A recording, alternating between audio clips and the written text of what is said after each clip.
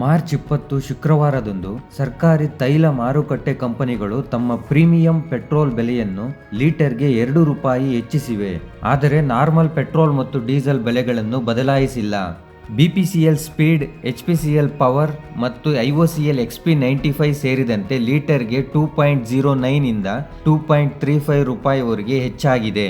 ಕಚ್ಚಾ ತೈಲದ ಬೆಲೆಯನ್ನು ಬ್ಯಾರೆಲ್ಗೆ $100ಕ್ಕಿಂತ ಹೆಚ್ಚಿಸಿವೆ. ಗರಿಷ್ಠ ಮಟ್ಟದಲ್ಲಿ $120ಗೆ ಹತ್ತಿರದಲ್ಲಿದೆ.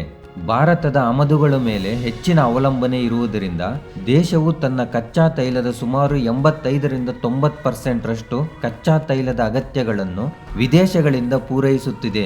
ಸರಿಸುಮಾರು 40-50% ಸರಬರಾಜುಗಳನ್ನು ಹಾರ್ಮೋಸ್ ಜಲಸಂಧಿಯ ಮೂಲಕ ರವಾನಿಸಲಾಗಿದೆ. ಈ ಕಾರಿಡಾರ್ನಲ್ಲಿ ಯಾವುದೇ ಅಡಚಣೆಯು ಶಿಪ್ಪಿಂಗ್ ಕಾಸ್ಟ್, ಇನ್ಶೂರೆನ್ಸ್ ಪ್ರೀಮಿಯಮ್ಸ್ ಮತ್ತು ಒಟ್ಟಾರೆ ಇಂಪೋರ್ಟ್ ಬಿಲ್ಸ್ ಹೆಚ್ಚಿಸುತ್ತದೆ. ಕಚ್ಚಾ ತೈಲದ ಬೆಲೆಯಲ್ಲಿ $10 ಏರಿಕೆಯಾದರೆ ಭಾರತದ ಆಮದು ಬಿಲ್ ಅನ್ನು ಗಣನೀಯವಾಗಿ ವಿಸ್ತರಿಸಬಹುದು ಮತ್ತು ಹಣದುಬ್ಬರದ ಒತ್ತಡಗಳಿಗೆ ಕಾರಣವಾಗಬಹುದು. ರೂಪಾಯಿ ಮೇಲಿನ ಒತ್ತಡ, ವಿದೇಶಿ ಹೂಡಿಕೆದಾರರ ಹೊರಹರಿವು ಮತ್ತು ಹೆಚ್ಚುತ್ತಿರುವ ಇಂಧನ ಮತ್ತು LPG ವೆಚ್ಚಗಳ ಬಗ್ಗೆ ಕಳವಳಗಳೊಂದಿಗೆ ಪರಿಣಾಮವು ಈಗಾಗಲೇ ಗೋಚರಿಸುತ್ತಿದೆ.